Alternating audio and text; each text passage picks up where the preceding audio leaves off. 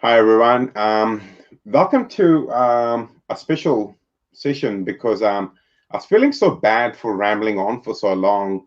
I've enlisted some help with Anthony. Hi, Anthony. Hey Ash, hey everyone. Hey. So Anthony, I've known him for a while through LinkedIn. First started chatting on LinkedIn, then we saw each other at a networking event or Huntley. No, I think it was a LinkedIn. Oh, yeah, I'm not sure Sure. if I stopped in the shop first or if it was at a LinkedIn local event up in Auckland. But one way or the other, I've been in the shop. We've been at a networking event. So Yeah, yeah. And well, I mean, no secrets here. The reason why we first started talking was because of whiskey, because it's such a such a favorite subject of mine, and I'm sure it's yours, Anthony. yeah, look, it's an interesting one. I mean, I know most people that I end up talking to have a focus on a Scotch or on a single malt or on a blended malt. My flavour behind me is Irish. I'm more of an Irishman. So yeah, great to connect with someone who had that broad range rather than just they like a Scotch. Yeah.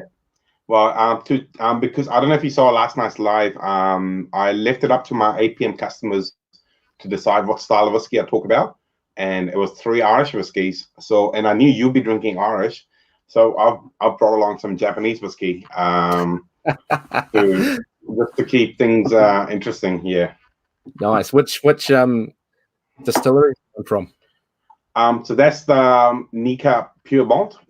So this is their Taketsuru release, which Taketsuru was the founder of Nikka and kind of like the father of whiskey making in Japan. He went to Scotland, married a Scottish lady, learned the art, and brought it back to Japan. So he's kind of sort of gets the title of literally the father of whiskey in Japan. Yeah. So Nice. that'd be quite cool to start on his whiskey. Absolutely. I recently did a couple of weeks in Japan during the World Cup last year, and it was me, 2 mates, and a bottle of Suntory through Japan over a fortnight. So Wow.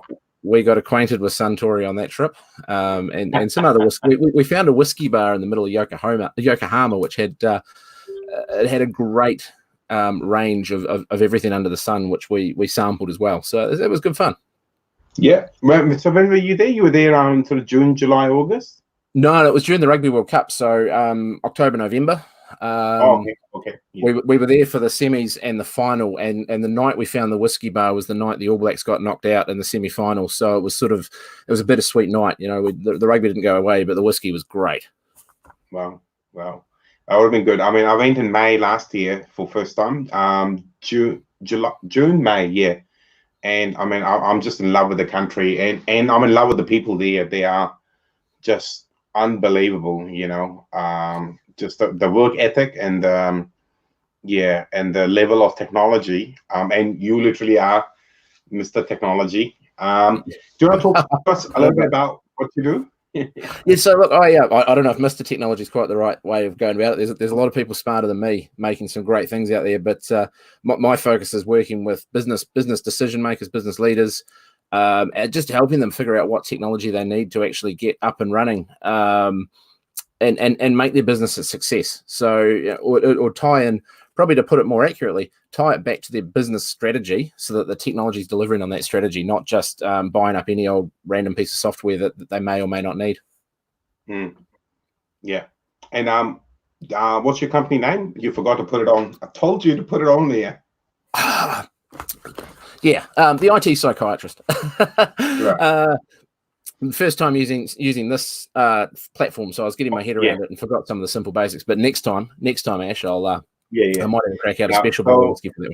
So you own the company IT Psychiatrist, and how long have you run your own company for now, Anthony? So look, I've been in business for 2 years now. 4th of May was actually incorporation date, and it's not because I'm that much of a nerd that I wanted to go with the Star Wars Day as being the founding date for a technology company. I went with the 4th of May because I was bored on the 3rd of May and decided to, and had been doing the stay-at-home dad thing for 2 weeks and walking the dog. And at that point, I was too bored. And the 3rd of May was the date that I decided I'd start one, and the 4th of May was the date it got incorporated. Right. Interesting. Yeah. And are you based? You're based in Auckland, obviously, but you're on the shore or you're in the city? No, I'm a Westie, a proud Westie. I'm based in Massey, but I get everywhere. So have car, will travel. I'm traveling all over Auckland, and I stopped in at Huntly 2 weeks ago. Yeah, 2 weeks ago now, right before we went into lockdown. So it was a great trip down to Waikato to catch up with a few people there, and then obviously stop in at a bottle store in Huntly that I happen to know. But you know, like, can I just take you back to that day? How different, like, it's from that 2 weeks to now. We're in a different country. You know, and I mean, we are for obvious reasons, but like, we were all happy. Things were happening. You came that day. We were getting stock in. I was still working at 8 p.m., working on my stores. Yep. And then just like within a week, it just, yeah. I think we talked about the impact of what a lockdown might mean, but our main focus was the impact of the stimulus package that the government had announced earlier that day, and what that would mean for small towns like Huntly, where they're reliant on a lot of government support. Not just Huntly, but towns across New Zealand as well. We're more focusing on that, and the idea that we wouldn't be able to leave our house other than to go shopping. And worse, and I'll touch on something about West Auckland that makes this whole situation a lot worse, but that we wouldn't be able to leave our homes at all and that we'd be stuck to our bubble was just a completely foreign idea for us at that point. I think we might have even joked about it. And the point with West Auckland that's made this whole situation worse is while we're in a licensing trust area, so our bottle stores are allowed to be open because you can't buy alcohol in the supermarkets, the licensing trust have decided that the only whiskey they'll sell is Johnny Walker Red Label. And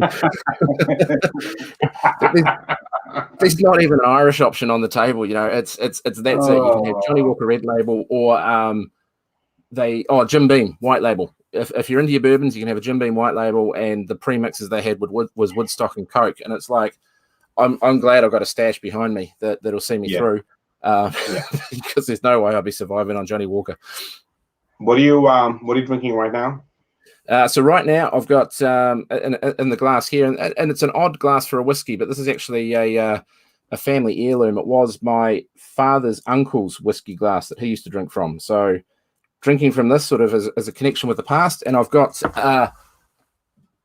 the sherry aged bottle of Bushmills. That I picked up recently. So I've got the bourbon one at home off the same, which is part of the same release. Yep. And if you hold the line caller, my whiskey room is a mess. I was drinking the Bushmill 21 last night. Oh, nice. Yeah. So I mean, I love my Irish whiskies. I like them. But I'm blessed with incredible amount of free stock or tasting stock that bottles disappear and they end up in this room somehow, you know. But it's like the Bushmills, the second one, the sherry one, that comes in a liter bottle, right? Yes. Yeah. It was it's a liter. Fantastic whiskey. Yeah, it's a liter. It's and I'm very conscious at the moment of levels as well. So the Bushmills is great. There's a few bottles up there that are great, and this one, I love it. It was an Ash recommendation. It's the Sexton, but it's a terrible bottle for two reasons. One, it's that hexagonal in shape. It's very hard to pour, but it's also not translucent, and I don't know how much I've got left. So that one will take a long time to get through because I'm very cautious that I just don't know how much is left, so I can't pace myself. Yeah. But I can tell you a couple of things about the Sexton. When I did find it, it was one absolute fluke. It was only one case. I actually didn't know it's an Irish whiskey single malt released only for the American market.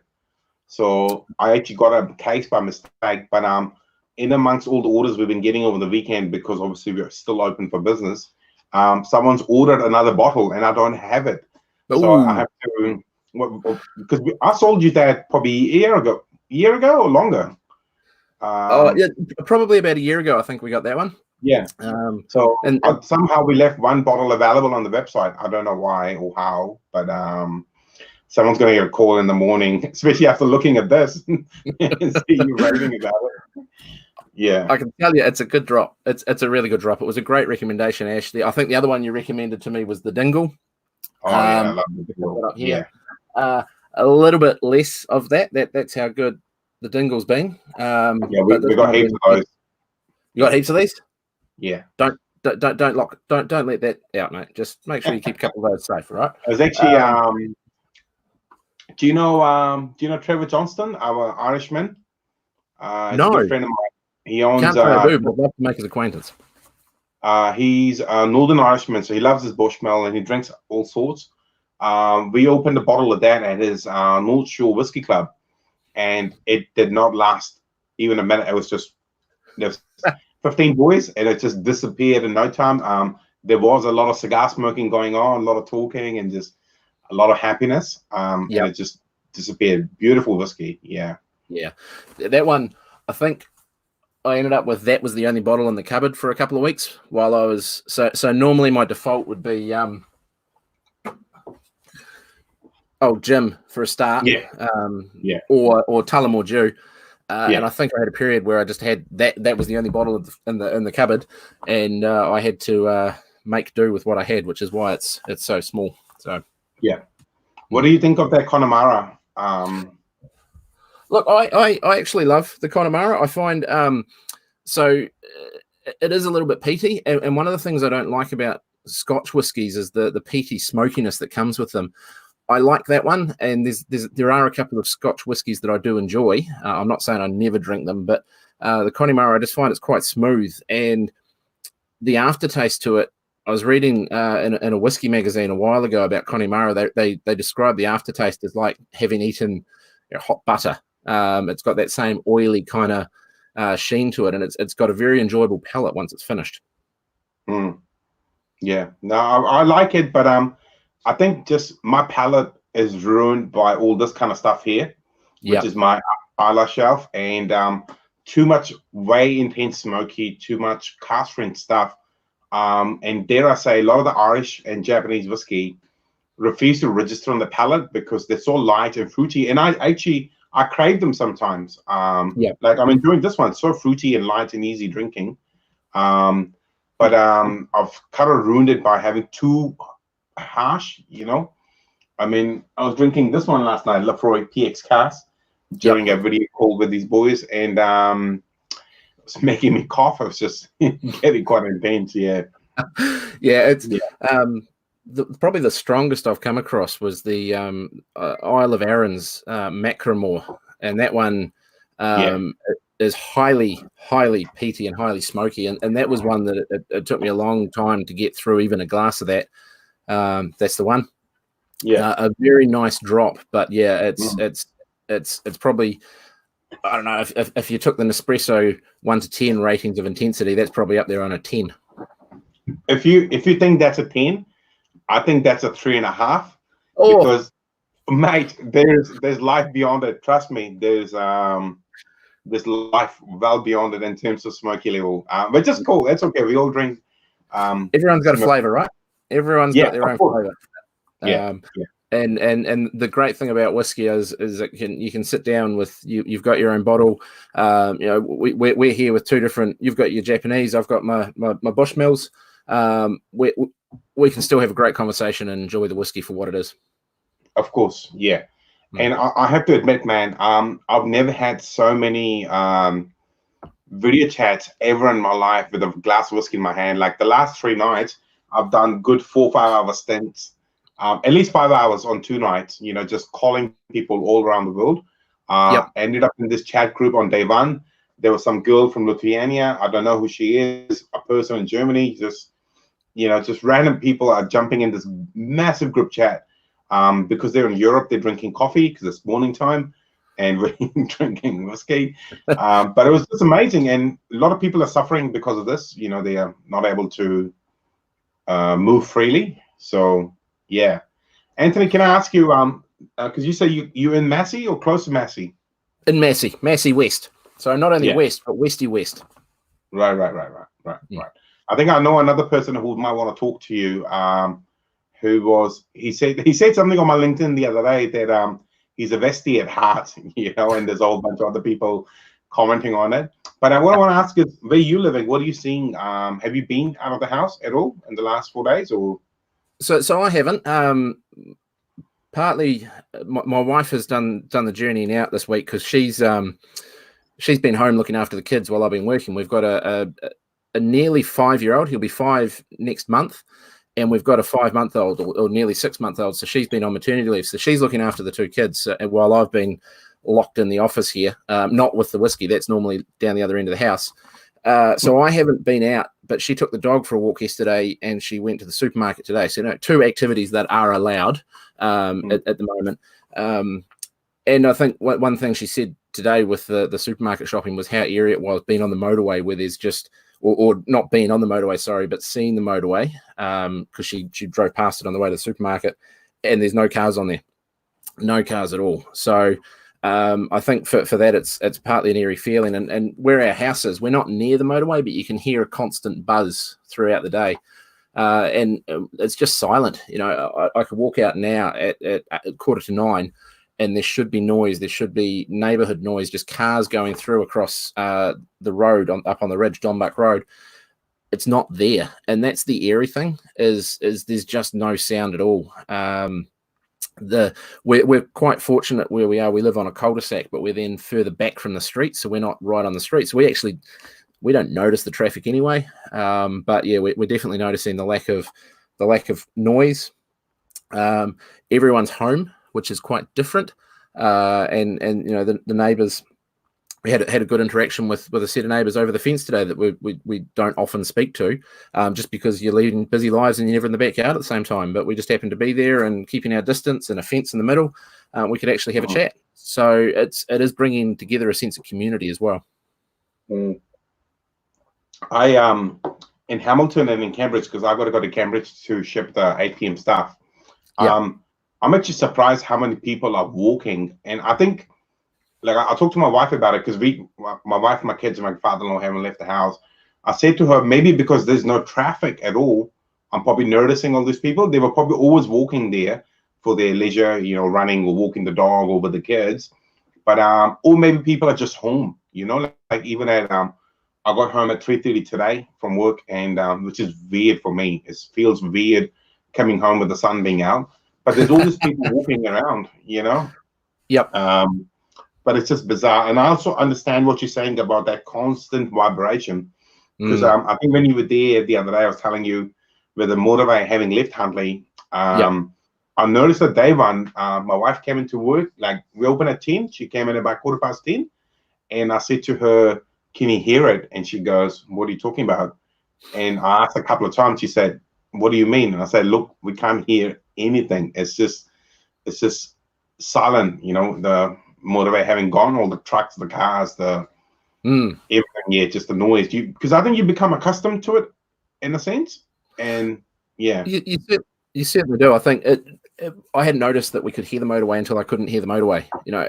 It's that kind of level. We are maybe 5 or 6K from the motorway. So like I say, we're close enough we can hear it, but we're not close enough that it's a constant distraction or a frustration. So it's just the fact we're not hearing it that is different. One plus side is, and if you go into any of the West Auckland community groups on Facebook, they're always, any time of the year, they're asking why the police helicopter's flying around at any given time. So the police helicopter frequents West Auckland a lot. And spends a lot of time out this way. So there's often a question. I don't think I've heard the police helicopter for about 3 weeks.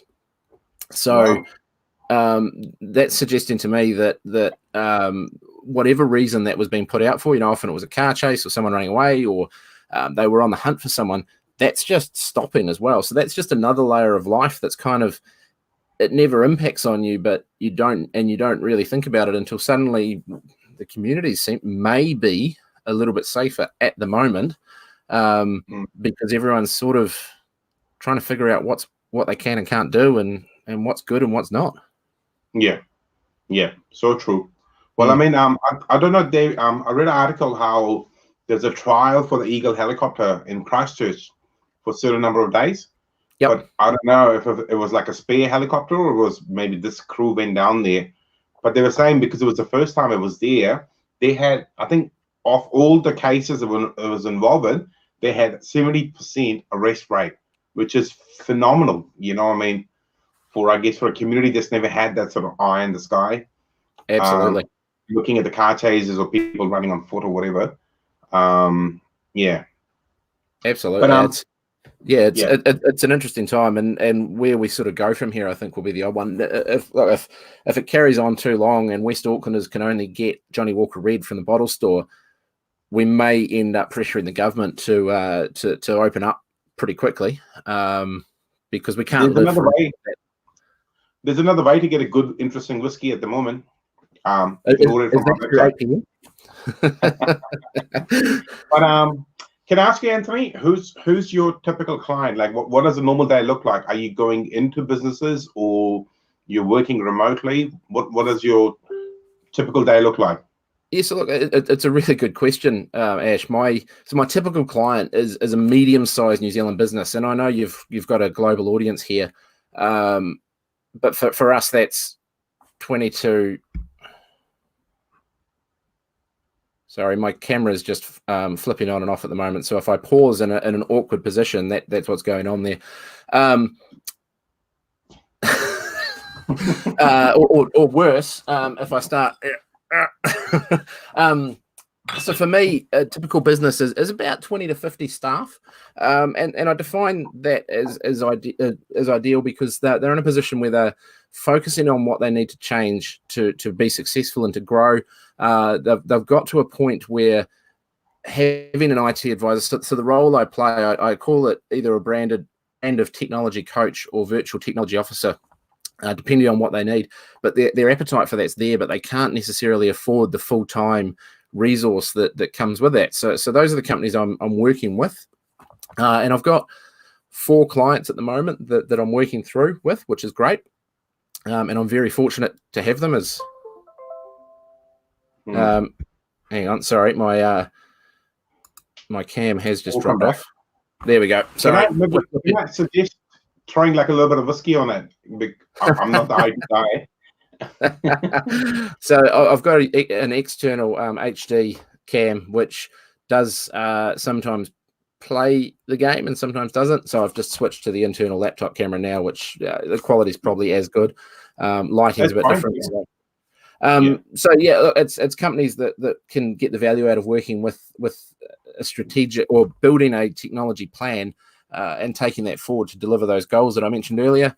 So for those of you who are familiar with technology environment or technology roles, I came out of a corporate where I was I have a background in enterprise architecture and service management. So I'm applying both of those skill sets to my customers, to my client base, and working with them to actually say, look, where do we need to go? And if you visit, it's not on my website, but it is on my LinkedIn profile, or my company LinkedIn profile anyway, and I am going to be sharing it soon. The methodology I do work with, which is taking business plans. If my clients haven't got a business plan, then we're looking to try and build them one or bring them in someone who can build them a business plan, taking those business plans and then translating the technology capabilities that they need to deliver on that. And I'm very clear on the capabilities because I'm solution agnostic in that for 1PM, if you wanted to use G Suite to run the business, great, that's fine. There's a lot of capability in that's perfect. If someone else was wanting to use Office 365, absolutely fine as well. What I'm advising them on is how they get the most out of that tool rather than what the right tool for them is. That's good. So the client can work with their preferred. Absolutely. Yeah. Or not the tool that. Sorry? I mean, like on LinkedIn, I come across all sorts of people. My lack of knowledge is distinct with technology. You know, I mean, running this video right now was like a big code. You know, I was texting you, "How out, Anthony? Where are you? I don't see you."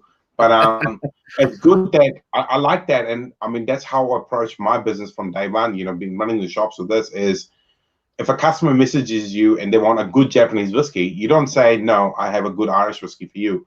You work with them to sort of deliver on what they already know instead of making them all uncomfortable and taking them out of the comfort zone. I'm guessing sometimes you probably have to do that. If obviously you think that might be the right approach, but yeah. Yeah, look, if a business hasn't got a view, or if they don't know which side they want to go down, then yeah, we'll work towards. And I do have a bias towards some technologies. You know, I will prefer to guide towards Office 365 over G Suite. I will prefer to push them towards certain CRMs over others if they haven't got an idea already. But if they're very clear that they want to work with a certain solution, then I'm not going to sit down and debate with them as to whether or not that's the right one. What we are going to look at is to whether that delivers the capability they need or not, because that's the important piece. If it's going to deliver the capability they need and it's what they want, and it is market leading, because a lot of them are market leading, and that's a broad term, then let's go with it. Yeah, that's good. So going back to the whiskey, you had the Bushmill. Are you still in the Bushmill, or you've moved to the? A little bit of the Bushmill left. Once I've finished that, I'll be upgrading glasses anyway, to the Sexton, which is cool. So nice. I'm on my third one because I've had a second pour of this one. That's the Nikka Coffey grain. Oh, nice. So this one is different to your typical Scottish whiskey. They use a straight column still, which continuously distills. They're Scottish predominantly used for single malt anyway, those pot stills, they're kind of onion shaped. Yeah. Yep. So the Japanese love them. Some Irish whiskey is column still, but there's still a lot of pot stills still being used as well.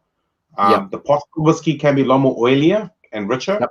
Where this is very light. I mean, this is $130, and it's a crime how quickly I'm drinking it. It's disappearing quickly. So. Well, there's one, just speaking of the stills, there's one that I'm aware of coming up out of Upper Hutt. So I'm originally from Wellington. I was born and raised in Upper Hutt, which is partly why I moved to West Auckland. It's the only other town that I could be more at home at would be Hamilton. And when I was down in back visiting my parents for Christmas, we went out to Brewtown, which is the old tyre factory. So they used to, Dunlop Tyres had a production plant in Upper Hutt, and they closed down, and it got bought out, and they've moved in a range of craft breweries. And I know Panhead's one. I think Keteru's in there. I'm not sure what other craft breweries are in there, but on Christmas Eve, we popped into, and I'll have to look up the name of it. I can't remember the distillery at the moment. They've got a strategic alliance with Good George out of Hamilton, so they're selling Good George over the bar because down the back they've got 3 copper pot stills going, and they have expansion for more, where they've got their first distillation laid down. I guess distillation being the right word. So give it a few years, and there'll be a New Zealand grown whiskey coming out of Upper Hutt as well. Cool. Nice. I'll dig out their name and drop it into the comments after this as well. Yeah. Well, that'd be quite cool. I mean, I'm amazed by how much cool stuff is happening. I fear a little because a lot of these companies are very fragile because there's literally no revenue coming in for a very, very long time, and the only thing they have is production and the environment we're in. But I do believe distilleries are allowed to continue during this process, and so are the beer companies. They can keep producing more product under strict new guidelines. So which, I mean, you could open up a different debate as to whether that's an essential product or not. But I think we've got to have some clear guidance on what can and can't be done, and for me it's not so much the output that's the essential piece. It's actually having people in employment right now making it and brewing and distilling it, which is the good thing as well. No, I agree, but I think I've been saying this quite a bit, especially in the last 3 nights. I keep saying this term called dare I say, because we live in a really PC country, I mean, even newspaper articles are saying, Kiwis love dobbing each other in. So I'm a bit scared if I'm going to say something controversial. I always say, dare I say. But here it goes. Dare I say the general public do not understand how commerce at large works. If you want toilet paper here, there's all the stuff that's happening in the background, and the series of things, supply chain stuff happening that results in this here. beer, wine, all that kind of stuff. I was having a one-on-one chat with a gentleman who shall remain nameless. He's quite key in the wine industry, and they're scared shitless what's going to happen. All this wine is nearly there. All the grapes, they're nearly there. There are no people to pick it because we've kicked all these people out of the country, or we have put all the rest of them into lockdown. As all this wine is ready to pack almost, and there's no people, and it's going to be interesting. What is that going to do? Not now to your Sauvignon Blanc at $8. What is it going to do to it in a year from now? So it's all and the quality as well. Not letting them pick the wine at the right time. With whiskey, as you probably know it better than a lot of other people, if they can't produce anything, well, nothing's aging. And if nothing is aging, you're taking a year out or 6 months or 9 months out of the potential aging process. And there's other things as well, I was chatting with the girl, Chloe, who's the Asia Pacific Bruichladdich brand ambassador. And I was asking her if the distilleries on Islay have gone silent. And she said pretty much all of them are going silent. And that has massive ramifications for the farmers all around the distilleries, who have grain going in, the water, the yeast. There's so much. The barrels coming in from States. We rely on each other quite a bit, Yeah. Definitely. And there was an industry I was thinking about today, and I'm just trying to, as you were talking and in agreement with you, I was trying to remember what it was, but I couldn't. But it was one of these ones where we see the impact at the front of what's going to happen to this business if it goes under. But it's all, and it's just come back to me as to which one it was. It's a local company that manufactures baggage handling equipment, baggage drop-off, baggage collection, all the equipment that moves luggage around airports from the minute you drop it off to the minute you pick it up. And it got me thinking that the longer we see a slowdown in international travel, the more impact a company like that's going to see, because if planes aren't landing, airports aren't making revenue. If airports aren't making revenue, they're not investing in their infrastructure because they just can't afford to. And that flow on to this company and to all the people who make the components that are delivered into the baggage handling equipment, we're going to see that knock-on effect as well. And I think just tying it back to whiskey, the one that's most evident is, and I've got a bottle of sherry cask here, so it's quite appropriate. 30, 40, 50 years ago, our grandmother's drink of choice was a sherry. That generation's moved on. And the generations coming through don't drink sherry as much anymore. So the result is that sherry-aged whiskey is rarer and rarer and rarer because the barrels are more and more expensive to buy. And I know, and you and I talked about it the other week, of some distilleries that own sherry manufacturing companies purely for the barrels, and they're tipping the sherry down the drain. Yeah. But more importantly, the sherry's not in there for any stretch of imagination, only literally for weeks or months sometimes. So it's sherry seasoned, not even not even aged. And I think that's an example tying it back to whiskey because it's what we're talking about, obviously. But it is that long-term impact of the full supply chain that you can say, well, the local cafe's gone out of business. But if they were sourcing fair trade from a range of local farmers and they're not there anymore, who's buying that? And how are those farmers making a living? True. Hey, Anthony, I've just had a thought come into my mind as we're coming up to 34th minute. I used to do a different version of these for YouTube and share them on LinkedIn a long time ago called a chat or a dram, where you, I get to ask you 3 questions and in return you can ask me 1 question, being appropriate. My wife is watching the video, I can see. But I'll ask you 3 questions now, okay? Yeah, cool. Absolutely. Right. What's the most interesting whiskey you've ever tried? There's no right or wrong. Just whatever you thought was like, wow, I need this again and again and again. I think, and it's the reason this is a bottle I keep buying over and over again. I think the most interesting one I've ever tried was the first dram of the Connemara. So I'll bring that down. So Connemara. Yep. Yeah, still got you there? No. Hang on, I've got to change my camera because this one's you're right. That's perfect. There we go. So Connemara.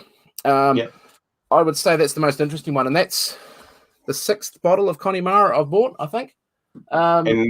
In the last week, or no, over about 3 or 4 years, I think, since I first tried the first one. That's the one that it was just that flavor hit that was like, oh my god, this is incredible.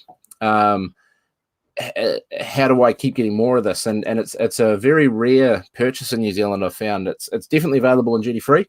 I believe 8 PM have it, and I think Sam Sneed used to have it as well before he closed up. So it's not very common.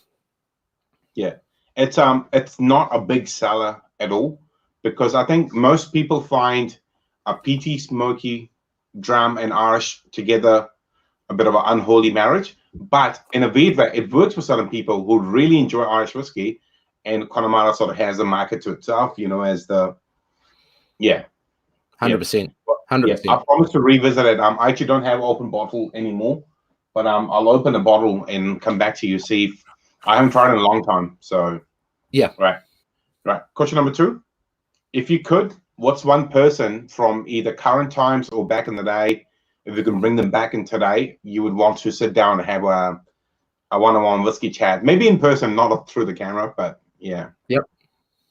It's funny. If you'd have asked me this question 2 or 3 weeks ago, I would have probably sat there and thought about a famous historical figure, just anyone, anyone at all that I could have sat down and had that conversation with. But it was something I reflected on towards the end of last week, is that the age I'm at, and Ash, I know you're around the same age as I am as well. We're mid-30s. My grandparents, who I knew well, had survived through the Depression and World War II. And one thing that I was sort of reflecting on as we headed into lockdown and the uncertainty and the economic turmoil that's going to come out of that was, man, it would be awesome to sit down with one or both of my grandfathers. My grandma, I do have a grandma still alive. She's 98.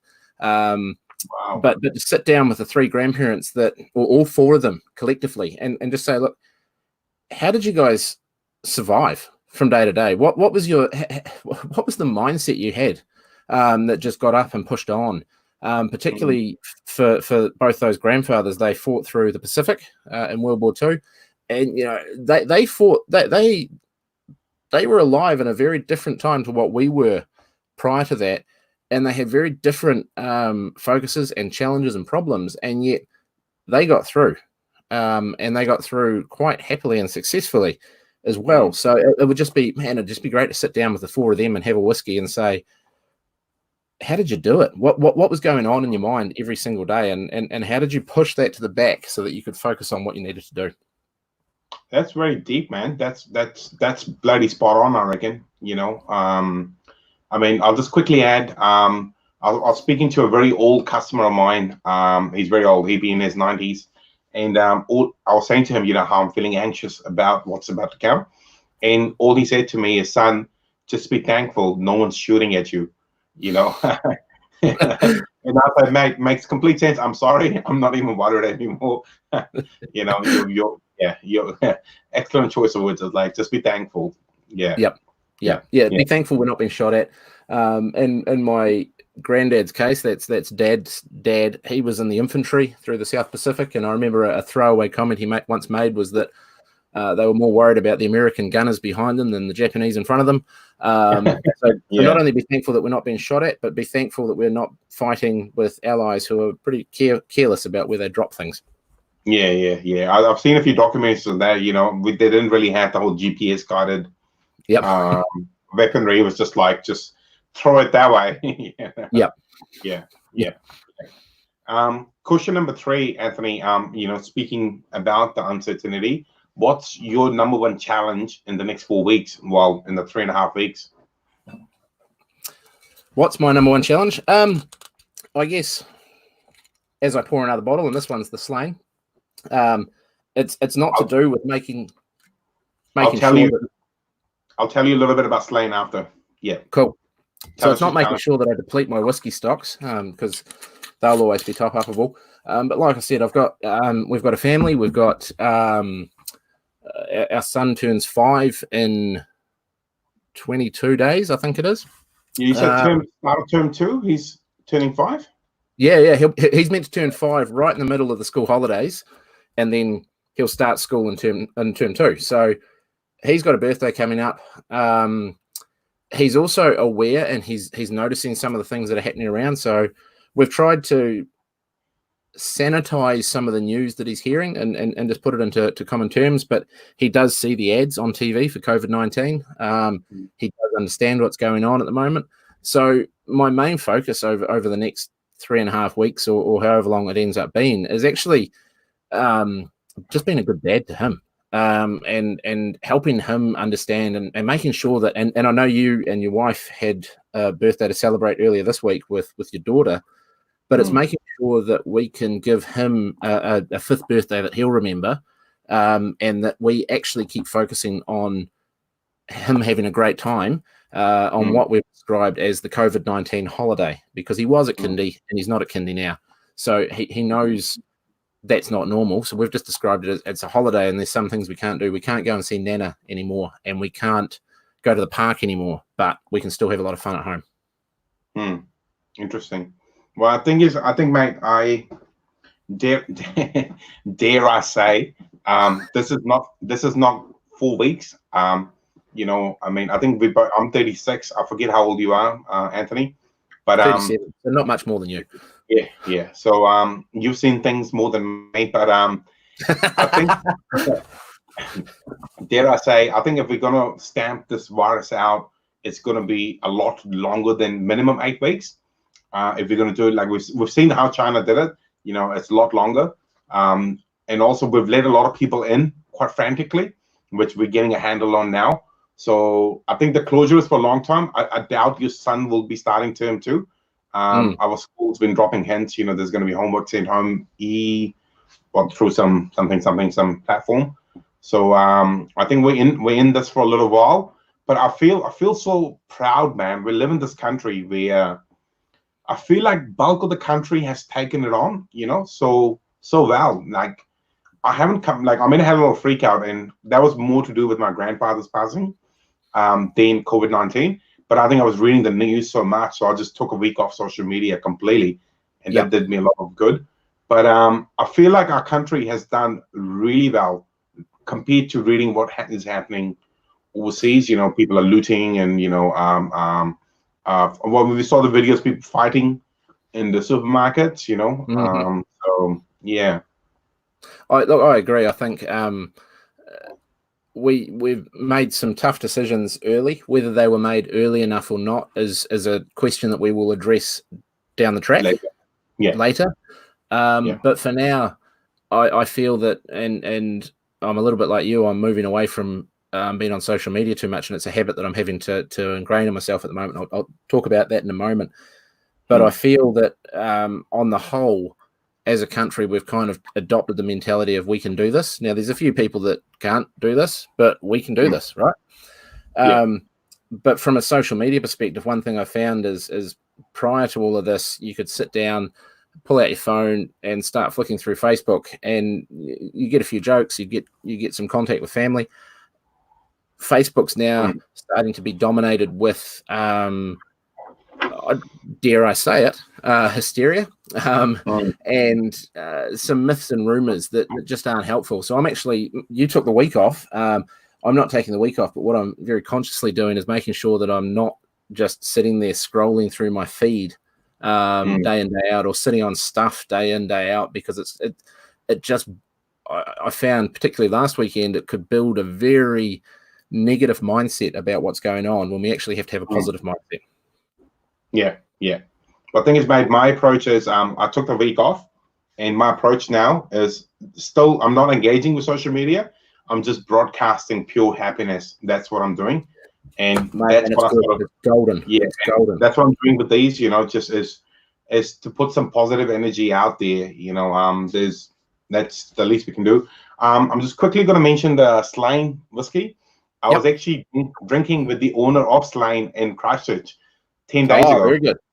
Yeah. He was telling us about Slane Castle, and they are the earls of that's a title there, I'm guessing.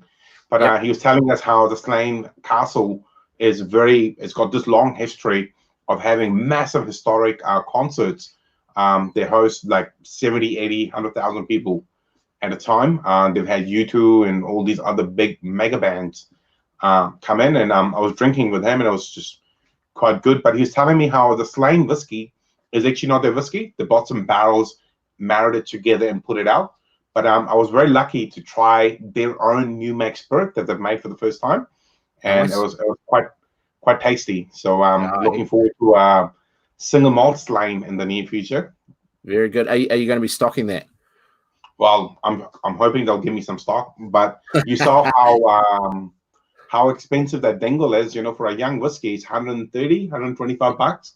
Yeah. So you know, we'll see what a Slane single malt does. Last night I was drinking quite a lot of Teeling, which is another really good brand. I do enjoy Teeling. A lot of comment I get as a retailer is, you know, how expensive it is versus Scotch whiskey, which has an abundance of stock. Is, you know, we've got to give these people a try. We've got to give them a support if we want to help them establish. But obviously there's a little bit of price to pay. 100%. Yeah. So that leaves you a question for me, basically. Yeah. Just before we do, the one frustration with the Slane is it fits in with the same problem as Sexton, and that can't tell. You can't see through that bottle. Now this one, it's a bit easier if you hold it to the light. You can see through it, but again, you kind of got to give it a little bit of a shake to make sure there's a good volume in there. Yeah. So Ash, look, question for you, and it's probably playing one back similar to what you asked me. I mean, you've got a physical business as well as a virtual business. You've got the Bottle O in Huntly. You've got 8 p.m. online. So you're in this situation where half of your activity is on hold at the moment, and the other half is probably hopefully seen an acceleration because of the product you're offering not being available anywhere right now. What challenges are you facing into at the moment, and how are you overcoming them? Our number one challenge at the moment is we've run out of empty boxes. Tomorrow morning we've got 137 orders to go, and me and my brother, we don't have empty boxes to put them in. So we have to go to one of our stores tomorrow and literally empty a whole lot of spirits and wine out of these boxes just so we can use them for shipping. I frantically rang all these big packaging companies who we've dealt with. They've all disappeared. No one's working because I'm guessing they don't have the mandate. Yep. Or worse, they don't have the people to work in the shops or the stores or the warehouses. I was very lucky, actually. I'll show you a photo. I took a photo, I think. A good friend of mine just happened to have 6 rolls of bubble wrap. Oh, nice. And I sent it to my customers who I chat with quite a bit. It's like, this is like the best gift I've got all week. You know, we have bubble wrap to secure these. And, you know, you've seen, man, some of these bottles we ship are very expensive. You know, we're talking $3,000 bottles. And you don't want to rely on some courier guy's humility with these boxes, because he doesn't know what's in there. He thinks it's cheese or it's, you know, powdered milk or it's a $2,000 whiskey. He's throwing it at the same velocity. So, yeah. And even if he did know what's in there, some of these couriers don't care either. So, I think he's literally not being paid enough to care, to be honest. You know, again, dare I say, you know, we charge $6 for shipping. That normally costs us $5 or $12 for South Island. The poor guy, he's probably getting $1 a parcel, or, you know, $1.50. So, yeah. And they're working long hours with very tight time restrictions as well. It's very hard for them to keep up with the demand. So you've got to appreciate, while I say many of them don't care, it's because they just don't have time to. So I certainly don't want to sound like I'm running them down, because they're providing a really great service, particularly now where critical supplies are still getting through because of the courier. But again, that courier is going to be massively overworked at the moment. So, yeah. And just to elaborate on the answer a little, I'm filling my time in with these because you probably didn't know, actually, we didn't meet all that long ago. 8 p.m. actually started with me doing a whiskey live every 8 p.m. on a Monday. That's how it all started. We had no orders coming in, but every Monday I'll review a whole bunch of whiskeys. and I haven't been doing it for a long time. So I kind of thought what I need to release a bit of energy, and that's what I've been using. You know, go back to the basics. You know, glass whiskey, and yeah. And it's been really good. I mean, the first or the reason we connected and to create this live stream was I'd originally asked you to be a guest on the podcast that I'm doing, which I'm not quite brave enough to go live with that yet, but we'll get there. And certainly using StreamYard for the first time, probably going to be not far away. But then your suggestion of let's just have a whiskey chat and let's just talk about whiskey and other things. You know, it's do you want to tell earlier this week. Tell them the name of your podcast, please. Yeah. And I meant to include that in there. So the podcast itself is called Biz Bites. If you check out my LinkedIn profile, which is linkedin.com/Anthony J. McMahon, under there I've got a link to Biz Bites, which is it's one of the roles that I'm performing. So you have to look at my experience for that. I've got 3 episodes in there at the moment, but I'm ramping up production a lot more. And the episodes, they range from an interview with the CTO of New Zealand CTO of the Year for 2019, sorry. We touched on customer experience in the second one. And then the third one, I caught up with a local lady, Gail Page, to touch on, she's a leadership and communications expert for businesses. And we were talking about how to lead teams that are working remotely during a crisis. So some of the tips to think about and some of the things to consider. So that was the last one. The next one coming up within Biz Bites, very shameless plug here. I'm hoping to spend some time with a former manager of mine from my days at BNZ, who was the CTO there at the time. BNZ have managed remotely during a crisis before off the back of earthquakes where staff have been sort of spread to the wind. And I want to sit down with Aaron and talk through some of the tactics that he learned as a leader around managing remote teams for an extended period of time. So you're a busy boy. There's a lot going on. But you know, I did a whiskey review. I lose such a small room. I keep losing bottles. I don't know why. I did a whiskey review before, and I was feeling so lazy. I actually did it live. I'm actually loving the live because I can spend a half an hour editing one whiskey review. So, and I apologize to everyone. I said, look, I'm just probably going to do live from now. I just do not have the time to edit it and, you know, add the music and make it. I'll just do it live. And I like doing them live because you can tell from my expressions what I really think of that whiskey. You know, if I'm kind of just. But which is it's natural, it's honest, and it's open, and I think that's part of what we're going to see a lot more of in the next 6 months or so is a lot more honesty from people that actually, you know what, when you pick up the phone and say to someone, how you doing? Previously they may have tended towards the I'm fine, put on a mask, put on a face, but right now, look, it's completely acceptable to tell people that you're not okay, that you're not coping, and the best line I saw in this all was in a article I was reading today that it's introverts. It's time to put down your book and pick up the phone and ask an extrovert, how you doing? You know, it's quite easy to remember that while you might be doing okay, the person at the other end of the phone or the person you're interacting with may be having a rough day for no other reason than they just haven't spoken to anyone in 24 hours. Yeah. Oh, so true, mate. So true. I mean, in my week off, I had so many people check in on me because, I mean, I'm just on 24/7 in terms of marketing, and having disappeared for a week, I think it concerned a lot of people, but we need it sometimes, and it's okay to do it, you know. It's fine, but it's good to see that some people care, you know. Absolutely. And I think the asking how you're going is coming from a point of caring, and the honest answer is going to get it's going to take the conversation to a different point, but it's still important to be asking. Oh, of course. Hey, look, I want to thank you, Anthony, for your time. It's funny, you asked me to be on your podcast, but I kind of beat you. Here I am, but I still want to get you on the podcast as well, Ash. I still want to talk about how you've grown your business into what it is. Yeah, 100%. Well, thank you so much, man.